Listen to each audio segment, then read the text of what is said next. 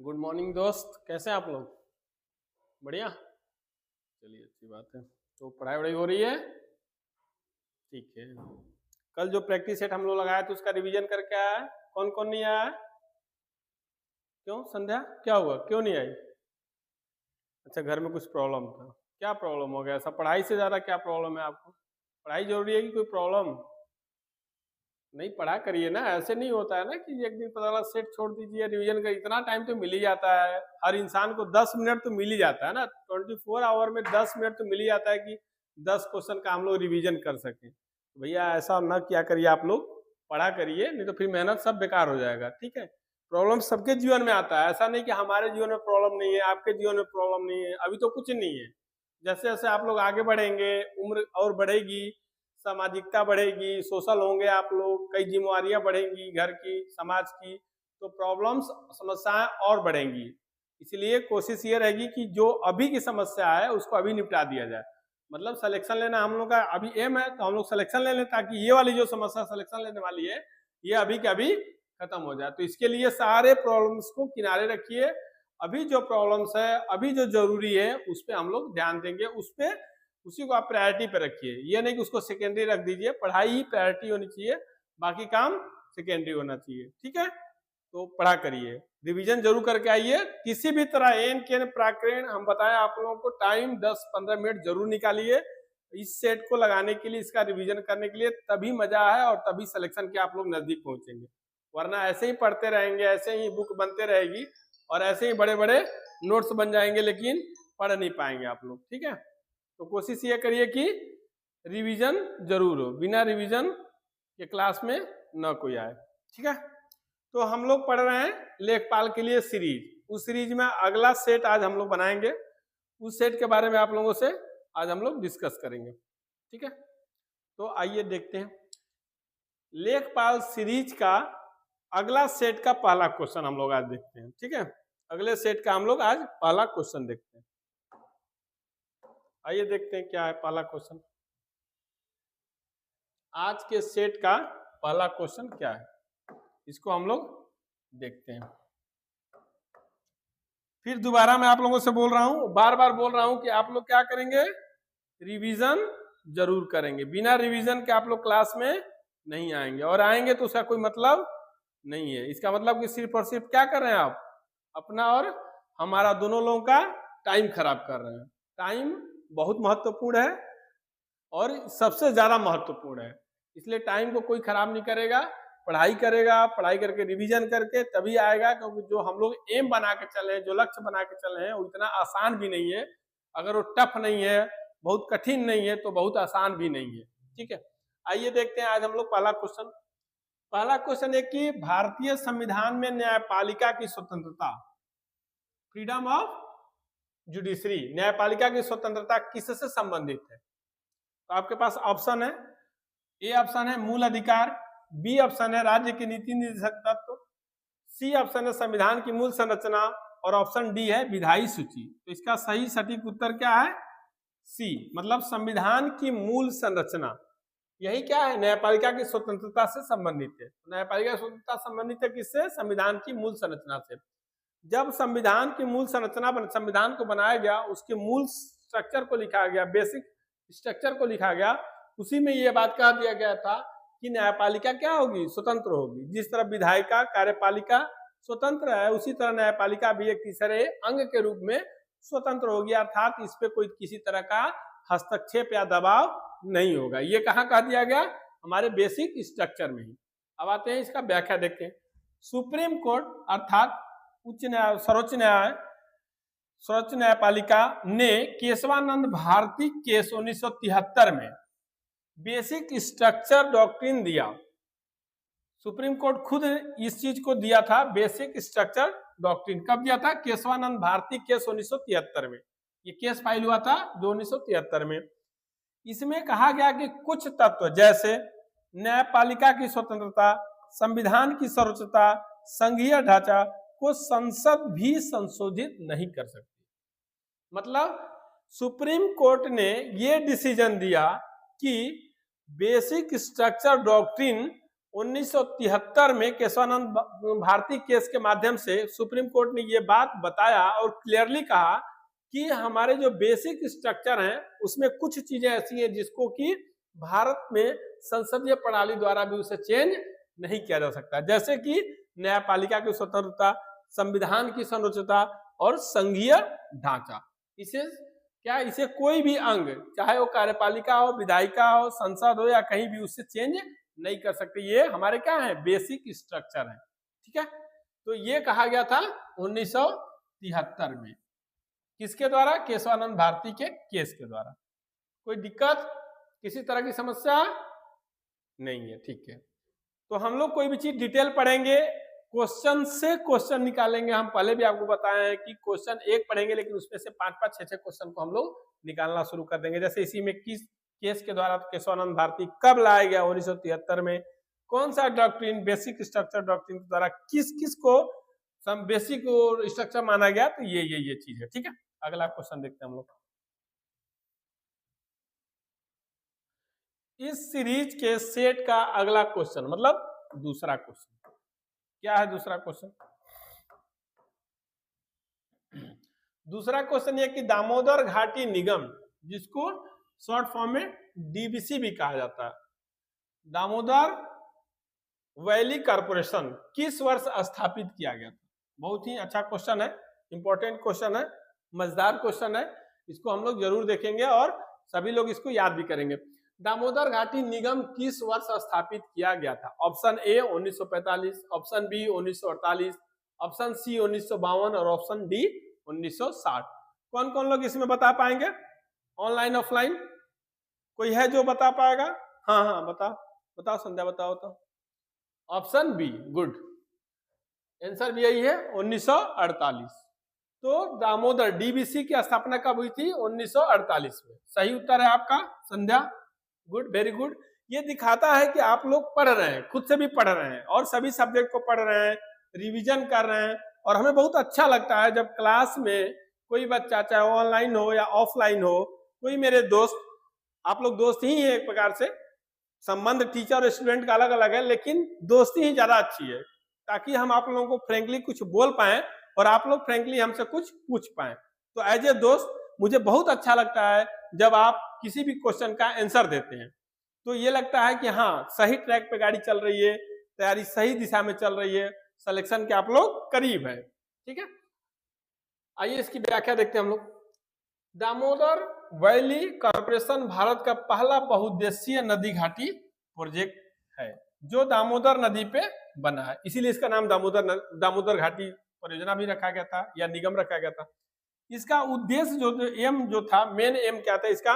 बाढ़ नियंत्रण। अब दामोदर नदी के एरिया के अगल बगल ज्यादातर क्षेत्रों में बहुत भयंकर बाढ़ आता था, हर साल अरबों खरबों की नुकसान हो जाते थे, जान माल की क्षति होती थी।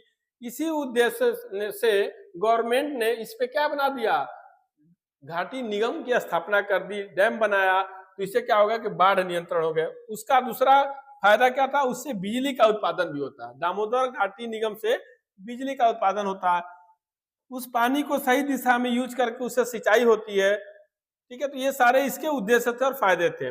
यह मॉडल जो दामोदर घाटी परियोजना थी, दामोदर घाटी निगम था, यह मॉडल लाया गया था अमेरिका की टेनेसी वैली अथॉरिटी से प्रेरित था। जैसे कोई भी प्रोजेक्ट हम लगाते हैं, ठीक है, कोई भी स्कीम लाते हैं, कोई भी योजना लाते हैं, कोई भी परियोजना लाते हैं, तो ऐसा नहीं है कि वो एकाएक आसमान से टपक के आता है, ऐसा नहीं कि उसका कहीं अस्तित्व तो नहीं है। ठीक है ना, उसका कहीं ना कहीं अस्तित्व तो रहता है, किसी न किसी देश में, किसी न किसी प्रदेश में वो चीजें हुई रहती हैं या उस मॉडल पे काम हुआ रहता है, उसी को फर्दर हम लोग आगे बढ़ाते हैं। कुछ चीजें हम लोग बाहर से लेते हैं, कुछ बाहरी चीज हमसे लेते हैं। कई बार ऐसा होता है कि हमारे प्रोजेक्ट को, हमारे साइंस को, हमारे थीम को विदेशों में लागू किया जाता है, और कई बार ये होता है कि हम लोग विदेशी थीम को अपने यहाँ लागू करते हैं, चाहे वो मशीनरी हो, कोई मशीन हो, कोई प्रोजेक्ट हो, किसी तरह की स्कीम हो, ये सब कुछ हम लोग करते हैं। तो उसी मॉडल पे, मतलब ये अमेरिका में पहले से चला आ रहा था, टेनेसी वैली अथॉरिटी के नाम से इसी को हम लोगों ने दामोदर घाटी निगम, दामोदर वैली कॉर्पोरेशन के नाम से अपने यहाँ बहुउद्देशीय नदी घाटी परियोजना को लॉन्च किया। इसके कई फायदे मिले हमें। सबसे बड़ा फायदा तो ये मिला कि उस एरिया से बाढ़ से हम लोग बच पाए, ठीक है। दूसरा फायदा ये हुआ, बिजली भी उत्पादन कर लिए, इससे हम लोग डैम बना दिए, डैम बना के बिजली उत्पादन कर लिए।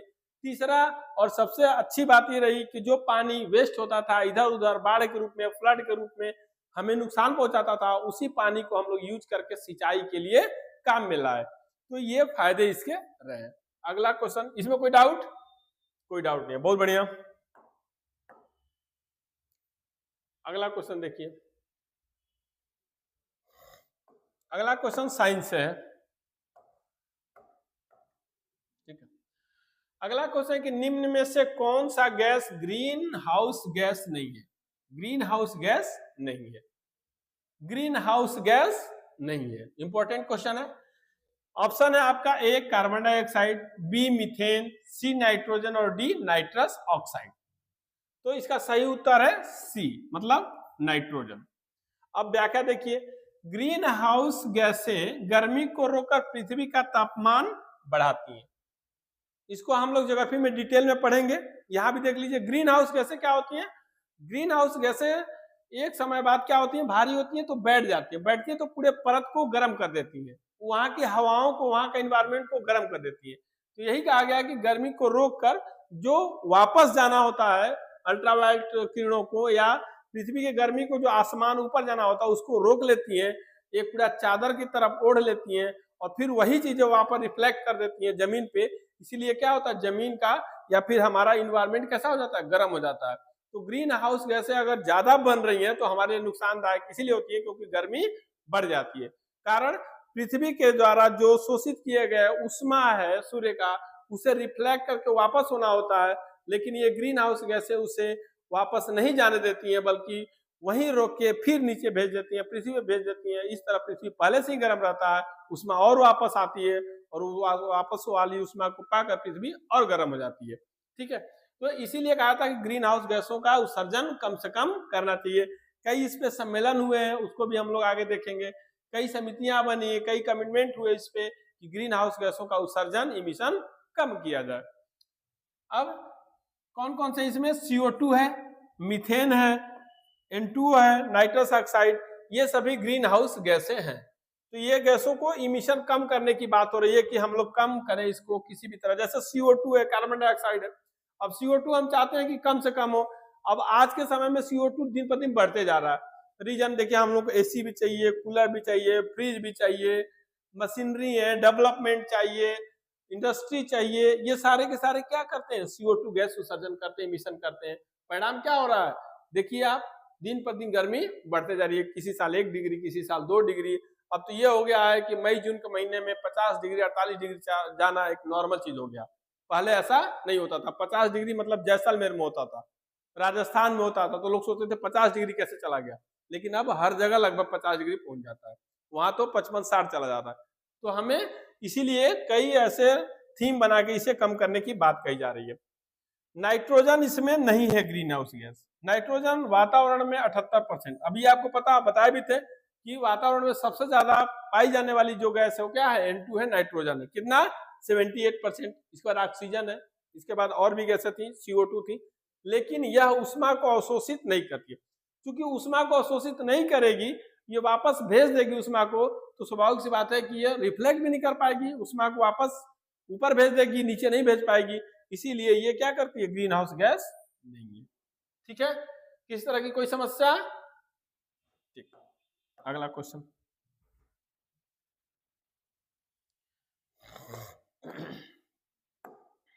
आइए अगला क्वेश्चन देखते हैं। भारत में सर्वोच्च न्यायालय की स्थापना कब हुई थी, सुप्रीम कोर्ट की स्थापना कब हुई थी? ऑप्शन है 1947, 1950, 1952 और 1949। मुझे लग रहा है दिनेश आप इस क्वेश्चन को बता पाओगे, शायद मुझे याद आ रहा है कि मैं पहले भी बताया हूं, या तो डायरेक्टली या इनडायरेक्टली। तो दिनेश आप बताओ कब हुई थी, 1950 में। वेरी गुड, सही उत्तर है आपका, 1950 में हुई थी, बहुत अच्छा। आते हैं व्याख्या। 26 जनवरी 1950 को संविधान लागू होने के साथ ही सुप्रीम कोर्ट बना था। मतलब जब हमारा संविधान लागू हो गया था उसी समय कार्यपालिका, न्यायपालिका और विधायिका की भी स्थापना हो गया था। तो 26 जनवरी 1950 को सुप्रीम कोर्ट बन गया था। इसे पहले फेडरल कोर्ट ऑफ इंडिया के नाम से जाना जाता था। ये कब तक था? 1937 में इसकी स्थापना हुई थी, फेडरल कोर्ट ऑफ इंडिया। अंग्रेजों के द्वारा, ब्रिटिशर्स के द्वारा इसकी स्थापना की गई थी तब। लेकिन जब भारत आजाद हुआ, भारत का संविधान बना, जब वो लागू हुआ, तो इसे भारत का सर्वोच्च न्यायालय सुप्रीम कोर्ट कह दिया गया। भारत के पहले जो मुख्य न्यायाधीश थे वो हरिलाल जे कानिया थे, एच.जे. कानिया थे, भारत के पहले सुप्रीम कोर्ट के मुख्य न्यायाधीश। तो कई इसमें फैक्ट है, आप लोग इसको याद रखेंगे। अगला क्वेश्चन देखिए,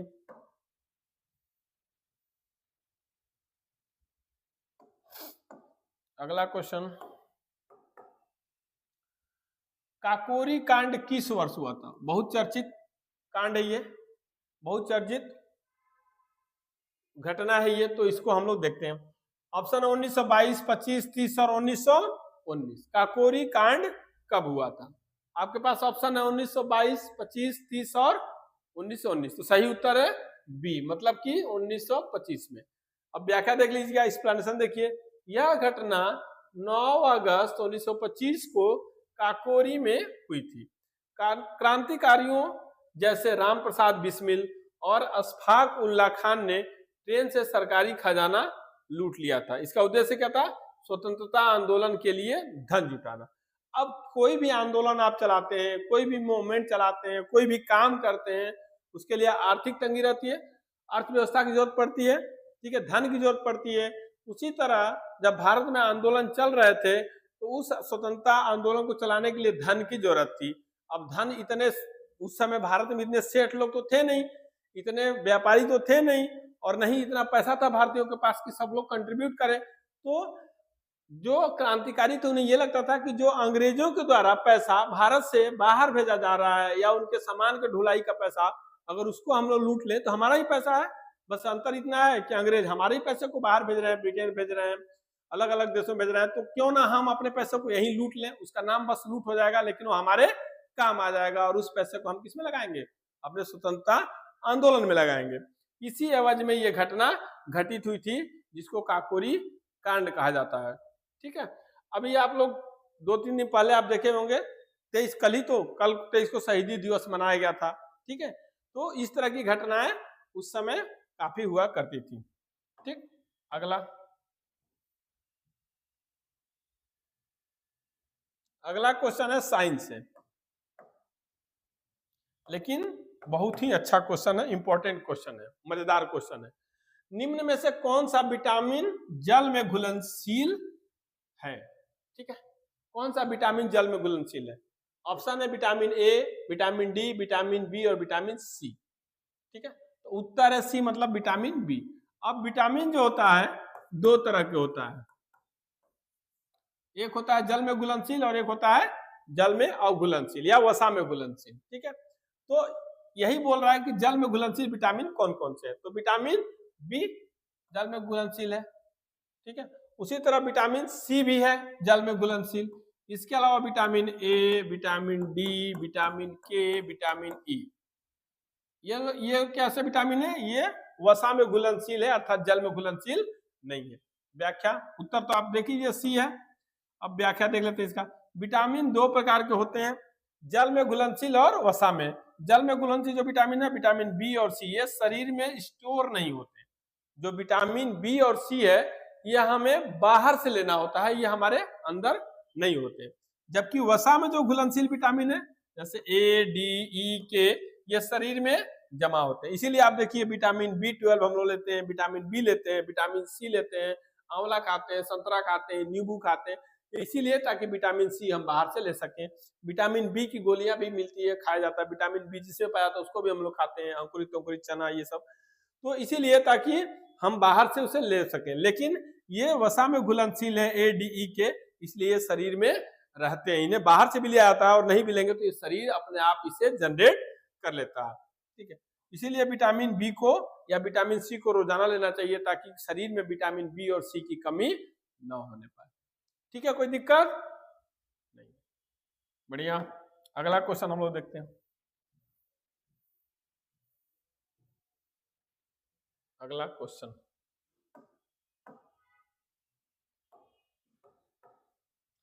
अगला क्वेश्चन है कि उत्तर प्रदेश का शास्त्रीय नृत्य क्लासिकल डांस कौन सा है? हमें लग रहा है इसमें सबको पता होगा, ज्यादातर लोग उत्तर प्रदेश से ही हैं, ठीक है, कुछ लोग बिहार से भी हैं और कुछ लोग एमपी से भी 2-4 बच्चे हैं, तो हमें लग रहा है कि ज्यादातर लोगों को ये पता होगा। क्या है भैया बताओ? हाँ हाँ ठीक है, ठीक है, क्या है? कथक। ठीक, बोले ना कि ज्यादातर लोगों को ये बात पता होगा, तो आंसर है कथक। कथक उत्तर प्रदेश का प्रमुख शास्त्रीय नृत्य है, क्लासिकल डांस है, जो 15वीं शताब्दी में, इसकी उत्पत्ति कब हुई थी? 15th सेंचुरी में, एडी में, 15वीं शताब्दी में भक्ति आंदोलन के दौरान विकसित हुआ। 15वीं शताब्दी में ही भक्ति आंदोलन की शुरुआत हुई थी, उसी समय इस क्लासिकल डांस की नींव रखी गई थी। कब, कहाँ पे? उत्तर प्रदेश में, ठीक है। तो कथक याद रखिएगा आप लोग। अगला क्वेश्चन, अगला क्वेश्चन और इंपॉर्टेंट क्वेश्चन, पंचायती राज प्रणाली का मुख्य उद्देश्य क्या है? हम इसके पहले बता दिए आप लोगों को पंचायती राज व्यवस्था कब लागू की गई थी, ठीक है, कहाँ पहली बार लागू की गई थी, कहाँ दूसरी बार लागू की गई थी, ये सब बता चुके हैं। लेकिन उसके एम पे बात हो रही है, उसका मुख्य उद्देश्य क्या था, क्यों लागू की गई थी, कारण क्या था लागू करने का, क्यों आवश्यकता पड़ी हमें पंचायती राज? हमारे पास ऑलरेडी पहले केंद्र था, राज्य था, स्थानीय स्तर के कुछ नहीं थे, तो हमें स्थानीय स्तर पे क्यों लागू करना पड़ा? तो ऑप्शन है कि न्यायपालिका को मजबूत करना, स्थानीय स्वशासन को बढ़ावा देना, रक्षा व्यवस्था सुधारना, शिक्षा नीति बनाना। तो ऑप्शन बी सही है। इसका मतलब कि स्थानीय स्वशासन को बढ़ावा देना। अब देखते हैं व्याख्या में, 73वें संविधान संशोधन 1992 के द्वारा पंचायतों को संवैधानिक दर्जा मिला, ठीक है। इसका 3 स्तर था, ग्राम स्तर, पंचायत समिति और जिला परिषद, मतलब ग्राम पंचायत, पंचायत समिति और जिला परिषद। उद्देश्य क्या था? गांव स्तर पर लोकतंत्र को मजबूत करना, ठीक है। निचले स्तर पे, गांव के स्तर पे, विलेज के स्तर पे लोकतंत्र को, हमारा डेमोक्रेसी हो और ज्यादा मजबूत हो, सुदृढ़ हो, सबके पहुंच में हो, इसीलिए इसका स्थापना किया गया था। अगला क्वेश्चन देखते हैं,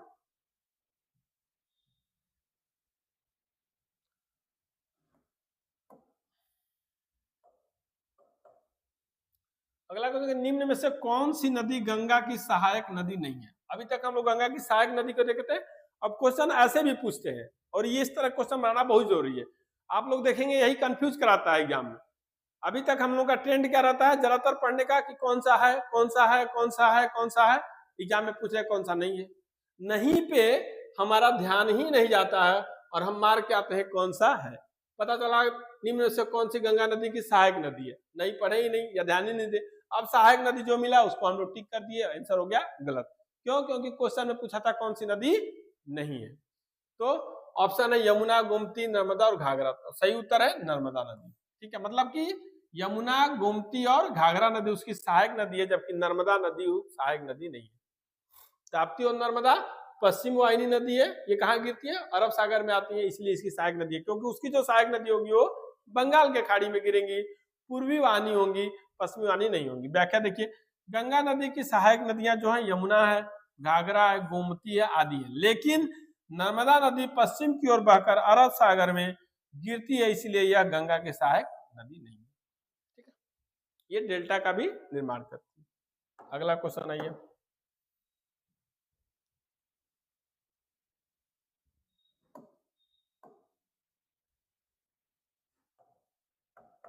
अगला क्वेश्चन है कि ओजोन परत, ये भी बहुत इंपॉर्टेंट क्वेश्चन है। ओजोन परत मुख्यतः कहाँ पाई जाती है? ओजोन लेयर कहाँ पाई जाती है? तो ऑप्शन आपके पास है क्षोभ मंडल, सप्ताप मंडल, मध्य मंडल, आयन मंडल। तो उत्तर है, सही उत्तर है समताप मंडल। ओजोन परत जो होती है वो क्षोभ मंडल के नीचे और समताप मंडल के ऊपरी परत पे पाई जाती है, मतलब क्षोभ मंडल के सबसे नीचे और समताप मंडल के ऊपरी परत पे। अगर ओजोन परत ना हो तो कई सारी समस्याएं हमें झेलनी पड़ सकती है, इवन की जीवन भी अस्तित्व में संकट हो सकता है। जैसे डायरेक्टली जो अल्ट्रावायलेट किरणें आती है सूर्य से, उसको ओजोन परत ही रोकता है, या तो रोक लेता है उसे फिर से वापस कर देता है, या यदि नहीं रोक पाता है तो उसे छन्नी की तरह छान के कम मात्रा में हमारे पास भेजता है। अब यदि सपोज करिए कि ओजोन परत नहीं होता तो क्या होता? तो फिर सारी की सारी अल्ट्रावायलेट किरणें विकिरण किरणें पृथ्वी पे आती और मानव को या जीव जंतु या जो भी यहाँ जीव लिविंग थिंग्स है सबको नुकसान पहुंचाती। कई चीजें जैसे चर्म रोग हो जाता है, स्किन डिजीज बहुत ज्यादा बढ़ जाते हैं, आंख से अंधे हो जाते हैं, बाल की समस्या हो जाती, कई सारी समस्याओं से हमें झेलना पड़ता और लास्टली क्या होता, जीवन पे भी संकट हो सकता था। ठीक है, तो कहाँ पाई जाती है, समताप मंडल में। व्याख्या देखते हैं इसकी। ओजोन परत लगभग 15 से 35 किलोमीटर ऊंचाई पर समताप मंडल में होती है। समताप मंडल में ही होती है, मतलब इसके ऊपर ही सतह भी होती है। यह सूर्य के हानिकारक अल्ट्रावायलेट किरणों को रोकती है, जिससे जीवन सुरक्षित रहता है। अब ये बताया ना आपको, यदि ये नहीं रहती तो क्या होता, अल्ट्रावायलेट किरणें सीधे डायरेक्ट पृथ्वी पे आती और पृथ्वी पे आने के बाद क्या करती, कई सारे डिसीज का कारण बनती। जैसे हमें चर्म रोग हो सकता था, हमें बाल की समस्या हो जाती, हमारे लिए जीवन असंभव हो जाता। इसलिए यह हमारे लिए क्या करती है, एक प्रकार से छतरी का काम करती है, एक प्रकार से हमारे जीवन को बचाव के लिए जरूरी है। ओजोन परत का होना बहुत जरूरी है ताकि हम सूर्य के उन किरणों से जो हमारे लिए हानिकारक है उससे हम लोग बच पाए। ठीक है, कोई दिक्कत नहीं है? ठीक है, वेरी गुड। तो आज के सेट में हम लोग इतना ही देखेंगे, इतना ही करेंगे। फिर मैं बार बार आपसे रिक्वेस्ट कर रहा हूं, अनुरोध कर रहा हूं कि डेली के डेली सेट को आप लोग रिवीजन करके आए, पढ़ के आए, जिससे कि हम लोग क्या कर पाए, दोबारा नए सेट पे आप शिफ्ट हो पाए और उसके लिए तैयारी कर पाए। अगर ये आप लोग रिवीजन नहीं करेंगे तो फिर मैं वही बात बोल रहा हूँ कि ये कैसा हो जाएगा, एक नोट्स हो जाएगा 200-400-500 पेज का, और वो इतिहास हो जाएगा। आप लोग नहीं पढ़ेंगे, आप लोग के बच्चे पढ़ेंगे। तो बच्चे तभी पढ़ेंगे जब आप लोग अभी पढ़ लेंगे, नहीं तो बच्चे फिर क्या करेंगे, आप लोगों को कोसेंगे कि पढ़ना तो इनको था, पढ़ा हमें रहे। तो ये जरूरी है कि जो भी सेट डेली डिस्कस किया जा रहा है, जो पढ़ाया जा रहा है, आप लोग उसको करके आइए, रिवीजन करके आइए। 10-15 क्वेश्चन कुछ नहीं है, 15 क्वेश्चन मतलब 15 मिनट का खेल है। तो हम बार बार ये बात कह रहे हैं, डेली कह रहे हैं कि डेली के डेली क्वेश्चन आप लोगों को तैयार हो जाने चाहिए। इसीलिए मैं आने के बाद आप लोगों से पूछता भी हूँ, कई लोग उसके सही उत्तर भी देते हैं, ज्यादातर दे रहे हैं लोग, कुछ लोग लापरवाही कर रहे हैं। मुझे उम्मीद है कि वो लोग भी लापरवाही बंद कर देंगे, यदि सिलेक्शन लेना है तो। नहीं लेना है तो फिर तो बात ही नहीं, तब फिर ऐसे ही चलता रहेगा। ठीक है, तो आज के लिए इतना ही। थैंक यू, धन्यवाद, आपका दिन शुभ हो, नमस्कार।